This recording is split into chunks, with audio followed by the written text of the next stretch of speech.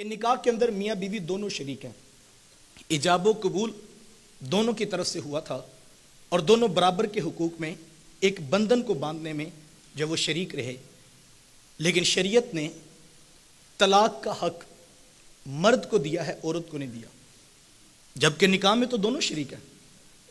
مرد نے ایجاب کیا تو عورت نے قبول کیا تو اختیار دونوں کی طرف آ جاتا۔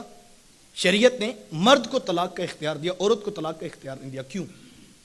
اس کی بہت ساری وجوہات ہیں، اس کی بہت ساری حکمتیں ہیں، لیکن ایک بات، ایک تو عورت جذباتی ہے، جلد باز ہے، صحیح فیصلہ کرنے کی اس طرح صلاحیت نہیں رکھتی جس طرح مرد حالات کا مقابلہ کر سکتا ہے۔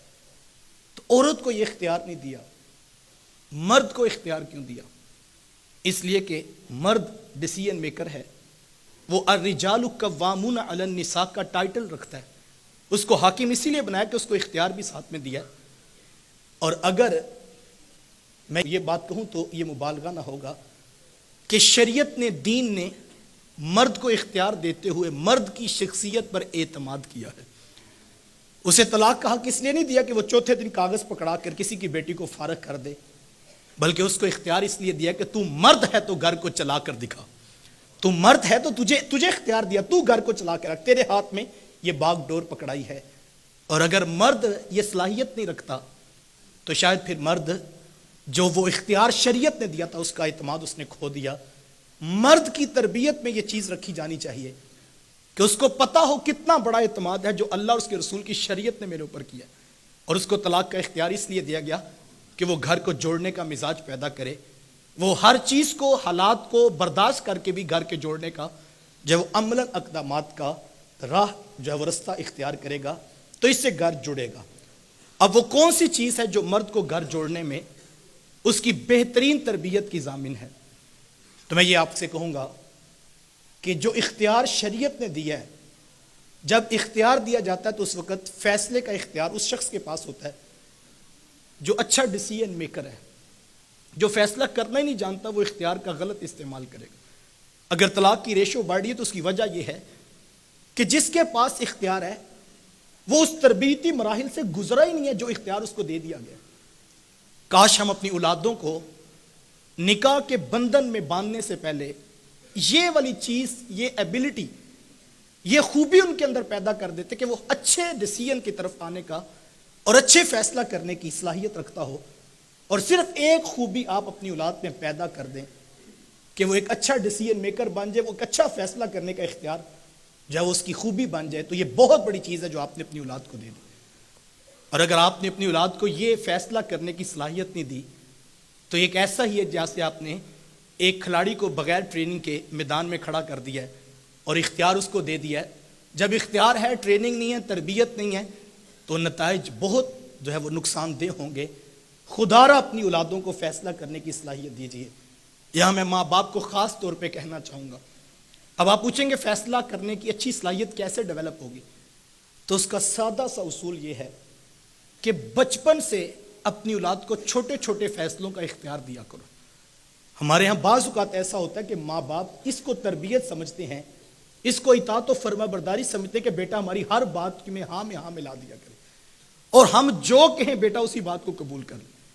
یقیناً بیٹے کو اطاعت و فرما برداری میں اسی چیز کو پیش نظر رکھنا چاہیے، لیکن کہیں ایسا نہ ہو کہ آپ اس کی اطاعت کو اس کی خوبی سمجھتے رہیں اور وہ سر جھکا کے آپ کی ہر بات کو تسلیم کر لے اور اس میں فیصلہ کرنے کی صلاحیت پیدا نہ ہو۔ ہوتا اصل میں یہ ہے جب ہم بچوں کو پوری انسٹرکشنز دیتے ہیں اور کہتے ہیں دائیں بھی نہیں دیکھنا، بائیں بھی نہیں دیکھنا، حالات کو بھی نہیں دیکھنا، بس جو تمہیں بتایا تم نے یہی کرنا ہے، تو پھر وہ کبھی فیصلہ کرنے کی پوزیشن میں نہیں آتا۔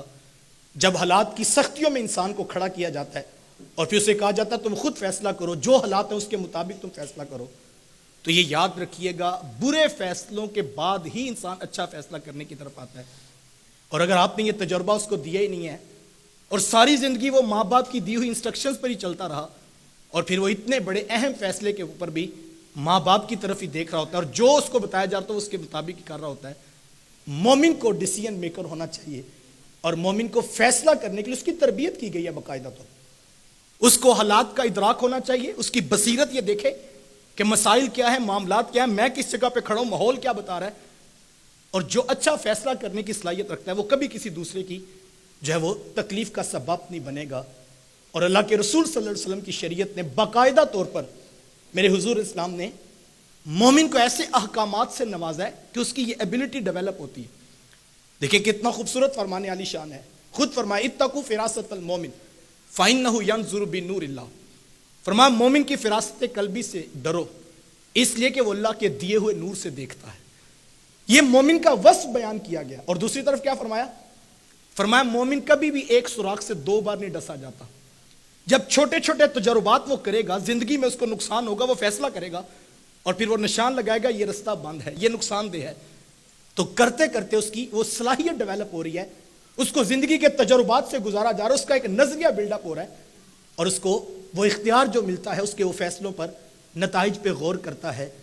اور فرمایا کہ ایک جگہ فرمایا کہ وہ اللہ کے دیے ہوئے نور سے دیکھتا ہے، دوسری طرف فرمایا کہ وہ ایک جگہ سے 2 بار ڈسا نہیں جاتا، اور تیسری جگہ حضور فرمایا کہ مومن کے کوئی 2 دن ایک جیسے نہیں ہوتے، اس کا ہر آنے والا دن پچھلے دن سے بہتر ہوتا ہے. یہ 3 چیزوں کو اگر ہم رکھیں سامنے، جو شخص ہر فیصلے سے پہلے اس بات کو دیکھتا ہے کہ میرا یہ اگلا قدم مجھے کہاں لے کر جائے گا، ہر نتیجے پر غور کرتا ہے کہ کہیں میں دوبارہ اسی پر تو نہیں جا رہا جہاں سے پہلے میں ڈسا گیا تھا، ہر فیصلے سے پہلے بصیرت سے دیکھتا ہے کہ آگے اس کے نتائج کیا ہوں گے. ہمارے ہاں ہوتا کیا، ہم مفتی صاحب کے پاس آ کر پوچھتے ہیں کہ حضرت یہ میں کار بیٹھا ہوں، اب مجھے پچھتاوا ہو رہا ہے، کاش اس نے حضور کی بتائی حدیث پہ عمل کیا ہوتا کہ مومن بصیرت سے دیکھتا ہے میرا اٹھنے والا قدم مجھے کہاں لے کر جائے گا. اور جب وہ اس مزاج میں دیکھ رہا ہوتا ہے چیزوں کو، تو وہ کبھی ایسا غلط اتنا بڑا فیصلہ نہیں کر سکے گا.